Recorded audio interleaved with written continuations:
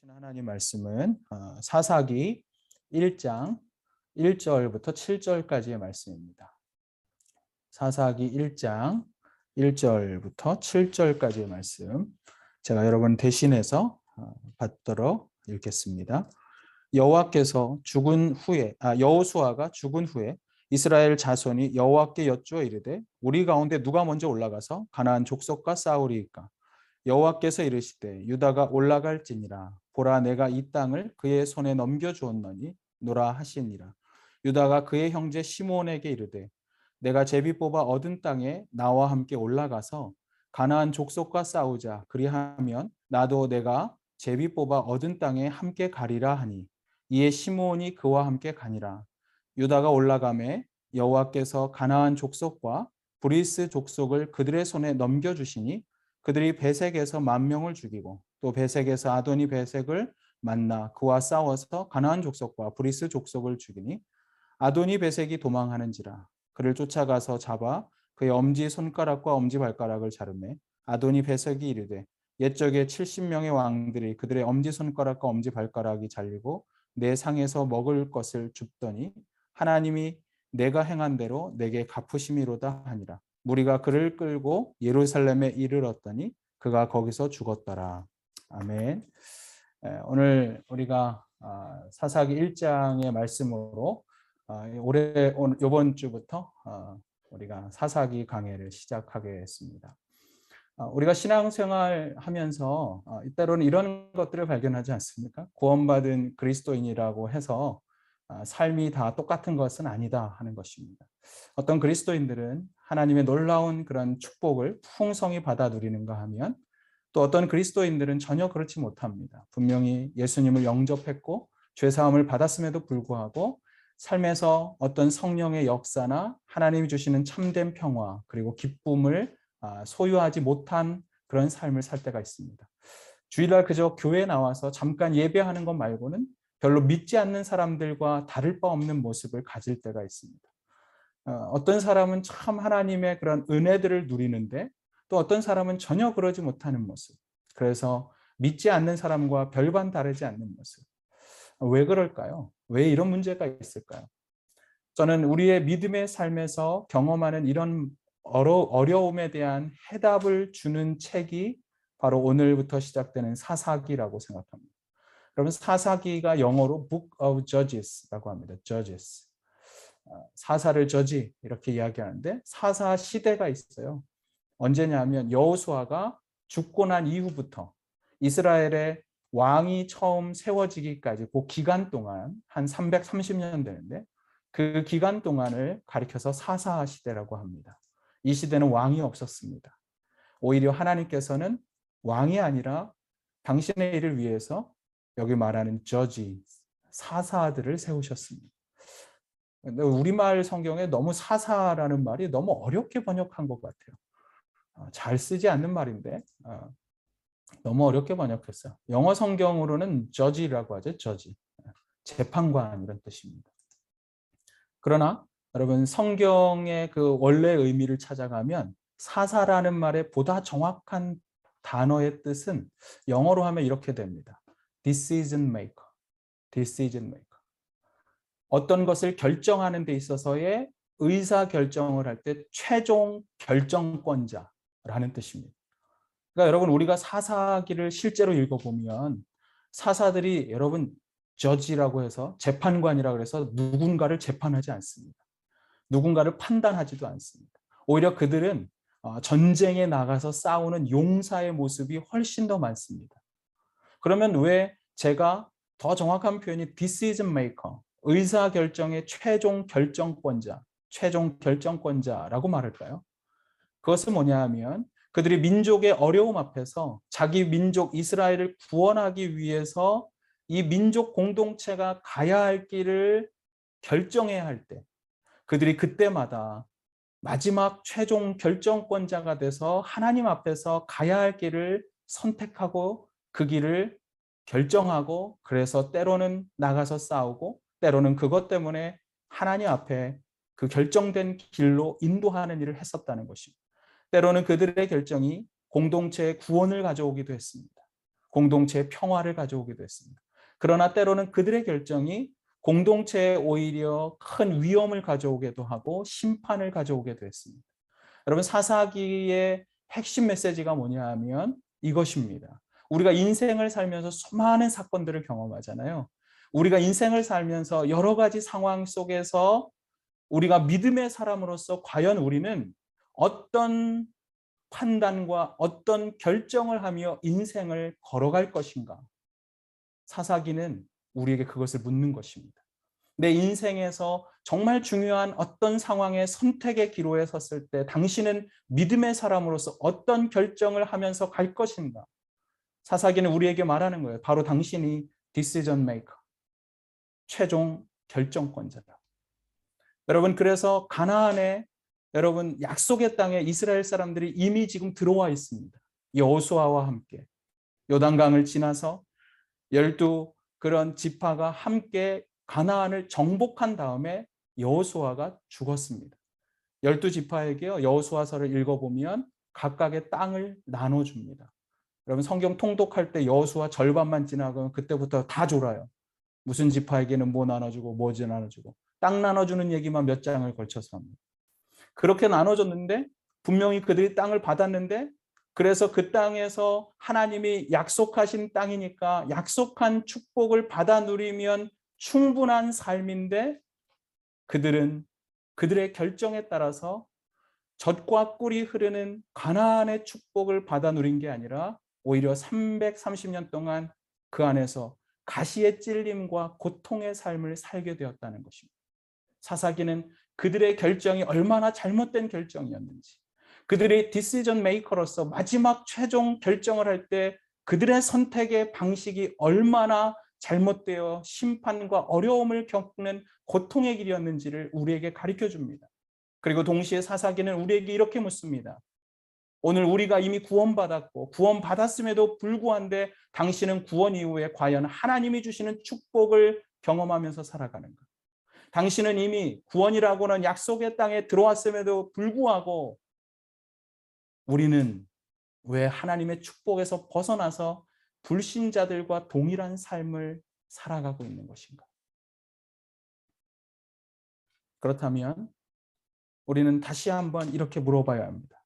내 삶을 보며 구원받은 우리가 어떻게 구원 이후에 하나님의 예비하신 하늘의 축복을 경험하면서 살아갈 수가 있을까요? 왜 이스라엘 백성들은 약속의 땅에 들어와 놓고도 약속된 축복을 받아 누리는 삶을 전혀 살아가지 못했을까요? 첫째로 그들 앞에 아직 전쟁이 남았다는 사실을 기억하지 못했기 때문입니다. 우리가 인생을 살면서 구원받아 놓고도 구원 이후에 하나님은요, 이 땅에서 우리에게 천국만 허락하신 분이 아니에요. 그분은 천국을 허락하셨고 그 다음에 이 땅에서도 충분한 하나님의 그런 축복과 하나님의 은혜를 누리길 원해요. 예수님께서 이 땅에 오실 때 이렇게 말하지 않았습니까? 내가 양으로 생명을 얻되 풍성히 얻게 하려 합니다. 생명을 얻는 구원을 주시되 이 땅에서도 풍성한 생명을 누리는 영혼을 사는 삶을 이 땅에서도 살게 하기를 원하셨어요. 그런데 왜 이스라엘 사람들이 그런 삶을 못 살고 오늘 구원받았다고 말하는 우리도 그런 삶을 못 사는가? 첫 번째 그 이유는 뭐냐면 내 앞에 우리의 삶에 아직도 남은 전쟁이 있다는 사실을 기억하지 못하기 때문인 것입니다.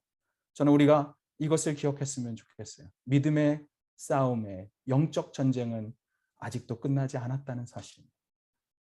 사사기의 1장 1절은 이렇게 시작합니다. 여호수아가 죽은 후에. 1장 1절을 같이 한번 읽어보겠습니다. 시작. 여호수아가 죽은 후에 이스라엘 자손이 여호와께 여쭈어 이르되 우리 가운데 누가 올라가서 가나안 족속과 싸우리이까? 자, 조금 전에 제가 말씀드렸지만 여호수아가 살아있을 때 이미 가나안을 정복했고 가나안 땅도 분배받았어요. 그런데 오늘 1장 1절의 끝에 가면 물어보지 않습니까? 누가 먼저 올라가서 가나안 족속과 다시 싸워야 합니까? 누가 싸우리까? 오늘 1절은 이렇게 말하는 것입니다. 우리에게는 아직도 싸워야 할 믿음의 전투가 있다는 것입니다. 이미 광야 생활을 하면서 이스라엘은 여호수아와 함께 요단강을 건넜습니다. 요단강을 건너게 하셨던 그 하나님, 그것을 기념하면서 이 사람들이 뭐 하냐 하면 요단강에서 12지파가 요단강을 마른 땅을 지나가면서요, 요단강 한가운데 있었던 돌을 하나씩 들고 요단강을 건너옵니다. 왜 그런 줄 아세요? 요단강을 건너는 사람들은 광야 2세대 사람이에요. 어린 양의 피, 그 피로 말미암아 장자의 죽음으로 그들이 죽을 수밖에 없었지만, 그들이 구원받은 이후에 그들이 하나님의 구원의 손길로서 살아가던 것을 경험한 1세대는 여호수아와 갈렙이라는 두 사람 빼고는 다 죽었어요. 광야에서. 이 사람들은 하나님의 구원이 무엇인지 경험하지 못했어요. 그래서 하나님은 요단강을 건널 때 마치 구원의 역사 속에서 홍해를 갈랐던 것처럼 이스라엘의 광야 2세대, 전혀 하나님의 구원이 무엇인지 보지 못했고 경험해 보지 못했지만, 그러나 광야에서만 보았던 그들에게 다시 한번 확신케 하기 위해서 요단강을 건너게 했습니다.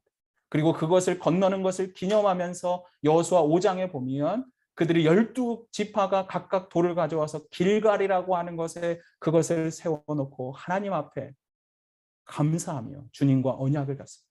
여호와께서 말씀하십니다. 내가 너희들에게 이 땅을 줄 것이라. 이 땅에 들어가면 내가 아브라함에게도 말했고 지금까지 끊임없이 말하고 있었던 약속의 말씀을 지킬 것이라고. 그래서 가나안에 들어와서 가나안을 정복한 거예요. 그런데 중요한 건 이거예요. 그런데 왜 또 전투가 있냐는 거예요. 여러분, 가나안 땅에서의 삶은 일종의 구원 이후의 삶이라고 말할 수가 있어요. 죄의 종로로 타던 우리가 어린 양의 피로 구원받은 후에 우리는 약속의 땅에 들어온 것입니다. 우리는 구원받은 것입니다. 그런데 사사기는 이렇게 말하는 거예요. 구원받은 이후의 삶은, 거기서 구원받을 때는 은혜로 우리에게 구원이 주어졌지만 구원 이후의 삶에서 우리는 하나님의 은혜를 붙잡고 여전히 믿음의 싸움을 살아야 한다는 것입니다. 여러분, 이스라엘 백성들이 약속의 땅에 들어갔음에도 불구하고 하나님이 약속하신 축복은 왜 누리지 못했는가? 그 이유는 아주 단순합니다. 그 약속의 땅에서 그들이 하나님을 바라보던 믿음이 아니라 오히려 그 믿음의 싸움을 끊임없이 싸워야 한다는 것을 잊어버렸기 때문에. 가나안에는요, 적들이 있었어요. 내가 정복하고 차지하고 그래서 약속의 땅에 들어간 것 같지만 어떤 적이 있었냐 하면 가나안의 화려한 물질 문명의 그런 적들이 있었어요. 구원받았지만 그들은 여전히 여러분 광야를 지나왔기 때문에 어떤 문명도 없었거든요. 어떤 발전된 모습이 없었거든요. 그런데 가나안에 가보니까요, 이 사람들은 이미 정착한 사람들이에요. 너무너무 화려한 문명을 갖고 있어요. 그들에게 오늘 우리가 1장을 살펴보면 그들에게는 철기 문화가 있었어요. 칼과 방패를 가지고 있었고 철갑을 두른 사람들이 있었고 심지어 철로 된 마차를 끄는 철병거가 있었어요. 이스라엘 사람들은 그런 거 하나도 없었어요. 그들은 지금까지도 천막에서 살았습니다. 중요한 것은 이것입니다. 그들이 그 풍요로운 가나안의 문화를 보는 순간 그들의 삶에 유혹이 오기 시작했습니다. 그들이 화려한 삶에 자신들의 타락한 성품을 끄집어내는 세상의 욕심과의 싸움이 지금부터 시작이라는 것. 지금부터 믿음으로 살아왔지만 내가 조금씩 좀 더 내 영혼을 연못들이려고 하는 그 악한 영혼들과 끊임없이 싸워야 한다는 사실을 잊어버렸기 때문에 그들은 오히려 그 땅에서 하나님이 약속한 축복의 그런 언약들을, 그리고 놀라운 은혜들을 경험할 수가 없었다는 사실입니다. 사랑하는 지구촌 성도 여러분, 주님은 우리를 구원하셨을 뿐 아니라 이 땅에서 하늘의 삶을 살기를 원하십니다. 제가 매번 말하잖아요. 우리의 구원이 그저 천국에 가는 길이라면 가장 좋은 건요, 빨리 죽어버리는 거예요. 그런데 왜 하나님 이 땅에 우리를 살게 하실까요? 이 땅에서도 우리는 천국의 삶을 살라는 것입니다. 이 땅에서도 하나님은 우리가 천국과 같은 삶을 살게 하기를 원하시는 것입니다.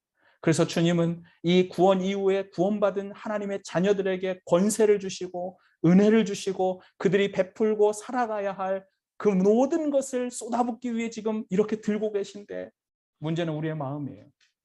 우리가 그 하나님을 바라보지 못하고 세상에 눈을 두고 세상의 유혹 앞에 끊임없이 우리의 마음을 뺏기다 보니까 하나님이 보이지 않아요. 그러면 구원 이후의 축복을 하나님을 잃어버림과 함께 구원 이후의 축복도 상실하는 것입니다. 우리는 하나님을 잃어버렸고 때로는 하나님을 거부했다고 하지만 그 하나님이 주실 은혜도 잃어버리고 그분이 주실 축복도 전혀 경험할 수 없는 삶을 사는 것입니다. 성도 여러분, 우리에게는 아직 싸워야 할 적들이 있습니다. 우리에게는 아직 싸워야 할 이 세상, 그리고 내 옛 성품, 그리고 이 세상에서 나를 유혹하고 있는 수많은 적들이 사단의 무리가 있습니다. 그저 예배 한번 드린다고 여러분 승리할 수 없어요. 구원의 축복은 저절로 생기지 않습니다. 피 흘리기까지 세상이 아닌 하나님을 선택하는 믿음의 결단이 필요한 것입니다.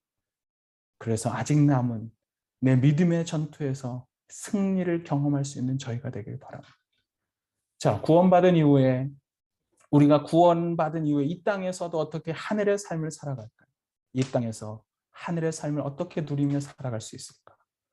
마지막 두 번째로 그것은 타협 없는 믿음의 용기만이 승리의 길인 것을 기억해야 합니다. 우리에게 아직 전쟁이 남았다고 말했어요. 그런데 이 전쟁에서 이길 수 있는 길은 여러분 믿음에 근거한 용기만이 우리가 이 전쟁에서 승리할 수 있습니다. 자, 이제부터 끝나지 않은 전쟁이 사사기를 읽다 보면 바로 시작됩니다. 바로 2절입니다. 누가 먼저 올라가서 전투를 하는가? 유다가 올라갑니다. 우리 같이 한번 2절 말씀 한번 읽어볼까요? 시작.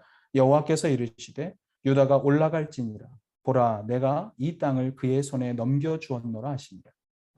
자, 여기서 보시면 하나님께서 누구에게 올라가라 그럽니까? 유다에게 올라가라고 했습니다. 자, 그런데 3절에 보면 유다가 그의 형제 시므온에게 이르되, 지금 이게 형제로 말하지만 시므온 지파에게 말한 겁니다. 유다 지파가 올라가서 싸우라고 말했는데 유다 지파는 시므온에게 말합니다. 뭐라고 말합니까? 나와 함께 올라가서 가나안 족속과 싸우자. 그래서 3절 끝에 보면 이에 시므온이 유다와 함께 가니라라고 기록해요. 여러분 분명히 하나님은 누구에게 명령하셨어요? 유다에게 명령하셨어요. 하나님 누가 올라가야 할까요? 유다가 올라가라. 유다 혼자 올라가라. 그러나 유다는 혼자 가지 않았습니다. 말씀에 순종하지 않은 것입니다. 그는 온전한 순종을 하지 않았어요. 그가 안 올라간 것은 아니에요. 그죠? 올라갔어요. 그런데 중요한 건 이거예요. 절반의 순종만 한 것입니다. 그런데 놀라운 것은 하나님이 절반의 순종에도 불구하고 그것에 순종한 것을 보고 하나님은 유다 지파를 이기게 하십니다. 8절을 보면 유다 지파가 예루살렘 전투에서 이겼습니다. 그 이후에도 유다는 계속해서 전투를 벌이는데 8절에서 예루살렘을 이겼을 뿐 아니라 10절에 가면 헤브론에서도 이겼고 그리고 11절, 16절 계속해서 그가 이기게 하십니다. 그 이유는 이것입니다. 하나님이 함께 하셨기 때문에. 그런데 이 전투의 과정 속에서 사사기에서 보여주는 첫 번째 우리의 마음 아프게 하는 구절이 있어요. 바로 19절이에요. 19절. 우리 한번 1장, 사사기 1장 19절을 같이 읽겠습니다. 시작.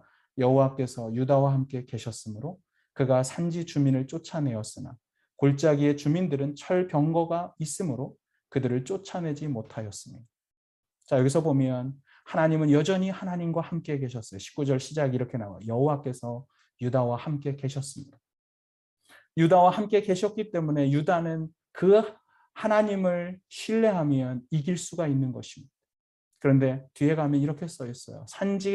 산지의 주민을 쫓아내었으나 골짜기의 주민들은 철병거가 있으므로 그들을 쫓아내지 못하였습니다. 유다 지파가 자신들과 가나안 사람들을 비교해 보니까 이런 생각이 들었어요. 저 사람들은 철기 문화를 갖고 있네. 저 사람들은 마병을 갖고 있는데 철로 된 병거를 끌고 다녀. 여러분 그 지역이 어디냐면요. 질퍽한 사실은 늪지대와 같은 곳. 그것도 있는 곳이.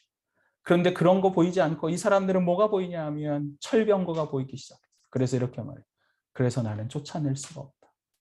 성경에서는 쫓아내지 못한 것이라고 이야기합니다. 제가 잠시 후에 그것을 설명할 거예요. 바로 이때부터 하나님이 함께 하셨지만 유다 지파는 믿음이 없는 상식으로 인생을 살기를 시작합니다. 하나님을 신뢰하는 믿음이 있는 것 같지만 그들의 결단, decision making, 그들이 뭔가를 결정하는 그 순간에는 믿음이 없는 상식으로 믿음의 삶을 살아가기 시작했다는 것입니다. 그리고 놀라운 것은 이거예요. 믿음에 근거한 파격적인 믿음의 사람들이 점점 사라지기 시작합니다. 절반의 순종을 하던 것을 보고 사람들이, 온 이스라엘 사람들이 그것을 배우기 시작해요. 21절을 한번 보십시오. 21절 같이 한번 읽어볼까요? 시작. 베냐민 자손은 예루살렘에서 거주하는 여부스 족속을 쫓아내지 못하므로 여부스 족속이 베냐민 자손과 함께 오늘까지 예루살렘에 거주합니다.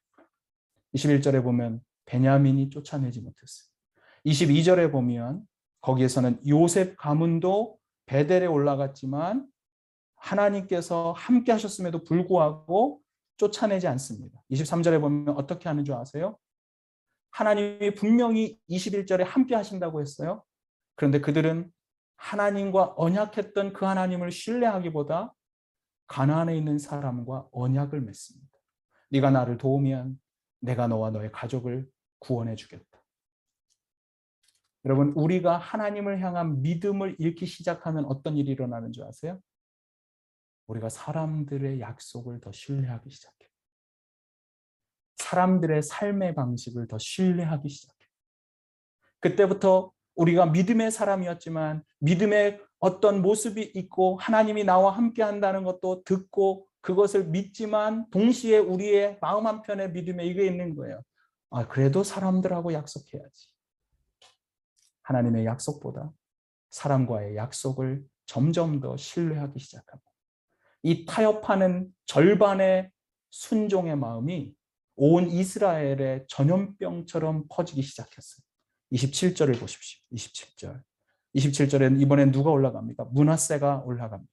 그런데 가운데쯤 가서 보면 므낫세가 이렇게 말해요. 므낫세가 베스안과 그에 딸린 마을들의 주민들과 다낙과 그에 딸린 마을들의 주민들과 돌과 그에 딸린 마을들의 주민들과 이블르암과 그에 딸린 마을들의 주민들과 무기또와 그에 딸린 마을들의 주민들을 그 다음에 말이 뭐예요? 쫓아내지 못하며 가나안 족속이 결심하고 그들 안에 거주하였더라. 점점 쫓아내지 못합니다. 그런데 왜 못 쫓아냈을까? 28절에 그 이유가 설명이 돼요. 28절 같이 읽겠습니다. 시작. 이스라엘이 강성한 후에야 가나안 족속에서 노역을 시켰고 다 쫓아내지 아니하였더라. 자, 므낫세가 올라갔을 때 성경에서는 이렇게 말해요. 마치 그들이 힘이 없어서 쫓아내지 못한 것처럼. 그런데 28절에 가면 강성해졌습니다. 여러분, 강성해지면 가나안 족속을 쫓아내야 돼요? 안 쫓아내야 돼요? 쫓아내야 돼요. 여기서 보면 쫓아냈어요? 안 쫓아냈어요? 쫓아냈어요. 그런데 28절 끝에 이렇게 써 있어요.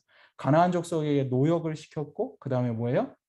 다 쫓아내지는 않았더라. 뒤집으면 이런 겁니다. 하나님 앞에 순종하였지만 다 순종한 것은 아니었더라. 여러분, 이스라엘 사람들이 왜 그러면 결국 쫓아내지 않았다는 거예요? 28절을 보니까 가나안 사람들을 노예로 삼고 심었던 거예요. 쫓아낼 수 있었지만 쫓아내지 않았던 것은 그들을 내 아래 두면서 경제적인 이익을 얻고 싶은 마음이 컸다는 사실을 여러분 생각해 보십시오. 이스라엘은 아까도 말씀드렸지만 광야에서 살다가 왔어요. 그들은 농사 짓는 법을 몰라요. 농사 짓는 법 누구한테 배워야 돼요? 가나안 사람들에게 배워야 돼요. 이미 오랫동안 정착해 있었고 수백 년을 농사 짓고 문명을 만들어서 철기 문화를 만든 사람들을 보니까 그들은 그 사람들을 내가 부리면 참 좋겠다.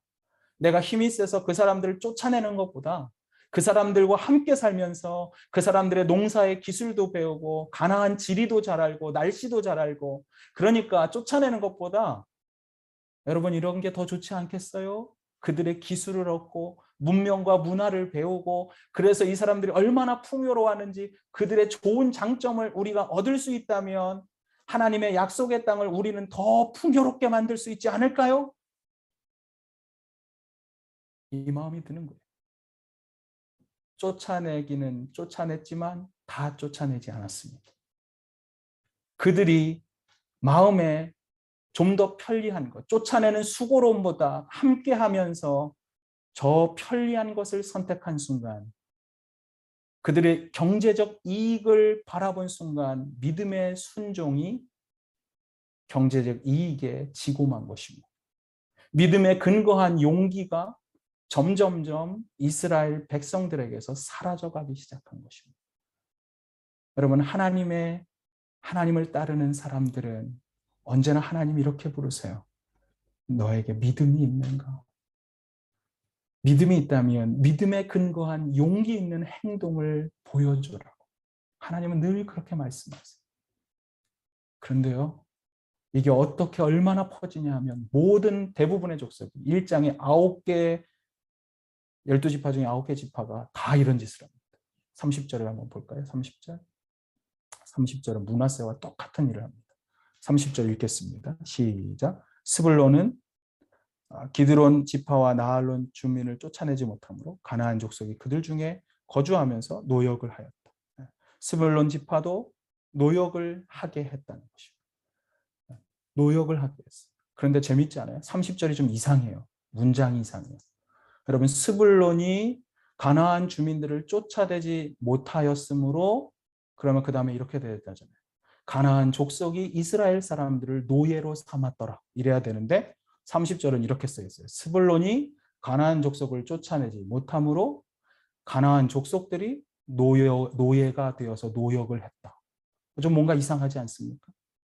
여러분, 1장에서 끊임없이 사사기는 이런 표현을 씁니다. 좀 뭔가 이상해. 스불론이 힘이 없어졌다면 당연히 그 이스라엘 사람들이 노예가 되어야 되는데 가나안 사람들을 노예로 삼았다고 말해요. 33절도 한번 보세요. 33절. 납달리는 벳세메스 주민과 벳아낫 주민들을 쫓아내지 못하고, 자 지금 보세요. 쫓아내지 못했어요. 그럼 누가 힘이 셉니까? 가나안 사람들이 힘이 센 거예요. 그러니까 못 쫓아낸 거예요. 근데 그 땅에 가나안 족속 가운데 거주했어요. 힘이 세지 못해서 못 쫓아냈으니까 같이 살아요. 근데 뒤에 가면 이렇게 말해요. 벳세메스와 베나닷 주민들이 그들에게 노역을 하였더라. 계속 이상하지 않아요? 힘이 세서 못 쫓아냈는데 그 사람들이 나를 노예로 삼은 게 아니라 내가 그를 노예 삼았다는 거예요. 여러분, 사사기 1장에서 끊임없이 1장을 읽어보면서 끊임없이 반복되는 구절이 뭐냐 하면 가면 갈수록 나와요. 쫓아내지 아니하였더라. 쫓아내지 못하였더라. 다 쫓아내지 않더라. 쫓아내지 못하고 노역을 시켰더라. 지금 사사기는 오늘 우리에게 이것을 말씀하고 있는 겁니다. 지금 사사 당시에 있었던 믿음의 사람들의 모습을 통해서 오늘날 훗날의 믿음의 후배들에게 하고 싶은 말이 있어요. 사사기 저자는 그들이 쫓아내지 못한 것은 사실은 쫓아내지 못한 게 아니라 쫓아내지 않았다. 이스라엘 사람들은 늘 하나님 앞에 이렇게 말했다. 하나님, 저는 할 수가 없었어요. 하나님이 쫓아내라고 말했지만 나는 쫓아낼 능력이 없었어요. 하나님, 저는 너무 약했어요. 저는 너무 힘이 부족했어요. 저에게는 철기 문화가 없어요. 저들은 철기 문화가 있어요. 저들은 화려한 문명이 있어요. 나보다 키가 더 커요. 기술이 좋아요. 나는 없어요. 그래서 저는 말씀에 순종할 수 없었어요. 아니요. 우리가 할 수 없었던 것이 아니라 우리가 하지 않으려 했던 것입니다. 우리는 믿음의 삶에서 우리가 믿음을 갖지 않았기 때문에 하나님께 신뢰하고 순종하지 못했던 것이 아니라 순종하지 못했기에 하나님의 말씀을 배격하고 순종하지 않은 것입니다. 순종을 못한 게 아니에요. 우리에게 믿음이 없었기 때문에, 우리의 믿음이 절반의 믿음이었기 때문에 우리도 순종을 절반만 하거나 우리는 온전히 순종하지 않는 것입니다. 여러분, 순종은 언제나 믿음과 함께 갑니다. 하나님을 신뢰하는 사람은 반드시 순종합니다. 그 말씀 앞에. 우리가 왜 순종하지 않을까? 믿음이 없기 때문에. 여러분들이 우리가 정말 왜 믿음의 삶에서 이렇게 힘들까요? 하나님이 역사하시는 분이 맞나요? 이렇게 답을 하는 거예요, 지금 사사기. 하나님은 역사하는 분이시고 하나님은 분명히 당신과 함께한다고 말했어. 그러나 당신이 함께하는 하나님을 믿지 않았기 때문에 하나님의 놀라운 역사와 하나님이 베푸실 은혜를 전혀 누리지 못하고 있었어. 그리고 그것은 할 수 없어서 순종하는 게 아니라 하나님의 말씀을 거부하고 신뢰하지 않고 따르지 않았기 때문에 전혀 누릴 수 없었던 것이라. 여러분, 이스라엘 사람들의 입속에는 늘 이 말이 있었어요. 하나님, 저 못해요. 저 약해요. 여러분, 하나님 아시잖아요. 하나님, 광야에서 먹을 물도 저는 스스로 구할 수 없어서 주님이 먹여주셨어요. 하나님, 먹을 음식이 없어서 주님이 만나를 보내주셨어요. 여러분, 광야에서 만나를 보낼 때 말씀이 뭔지 아십니까? 하나님이 우리를 먹이고 입히면서 하신 말씀은 이거예요. 너희가 내 말씀을 듣나 듣지 아니하나 내가 그것을 시험하려고 너희에게 만나를 주었다고 말해요. 하나님이 말씀을 우리에게 말씀을 통해서 만나를 공급하시고 내 삶을 책임지시는 분인가 아닌가를 네가 정말 믿고 나를 따를 수 있어? 그걸 확인하고 싶어서 만나를 주신 거예요. 메추라기를 보내주셨어요. 그런데 놀라운 건 그 다음 장면이 이렇게 나와요. 첫 번째 안식일이 된 날, 토요일 날 이틀치를 주셨는데도 안식일 날 어떤 사람이 나와서 하나님의 말씀을 어기고 만나를 주우려고 노력했다. 그게 출애굽의 증언입니다. 하나님은 끊임없이 우리에게 물어봅니다. 너가 정말 내 말씀을, 내가 하는 말을, 나를 신뢰하면서 따라올 수가 있어? 그리고 주님은 이렇게 물어봐요. 신뢰한다면 믿음의 순종으로 나에게 응답해라. 여러분, 이스라엘은요, 한 번도 강한 적이 없었어요. 한 번도 강한 적이 없었어요. 그들이 능력이 있었던 적이 없었어요. 여러분, 우리는요, 한 번도 강하지 않아요, 세상에서. 우리 그리스도인들의 인생의 무기는요, 없어요. 우리는 늘 연약하고, 우리는 늘 부족하고, 우리는 지혜가 부족하고, 알아야 할 것도 너무 많고, 이 땅에서 정착하기도 너무 힘들고, 그러나 우리에게 하나가 있어요. 하나님이 계세요. 하나님. 광야를 이기고 이 땅에 하나님의 축복을 이 땅을 정복해가며 하나님의 문화로 바꿔가는 놀라운 무기는 뭐냐? 나의 능력이 아니라 칼과 방패가 아니라 우리의 하나님이신 것입니다. 중요한 건 이거예요. 그 하나님을 믿는 믿음이 있느냐는 것입니다.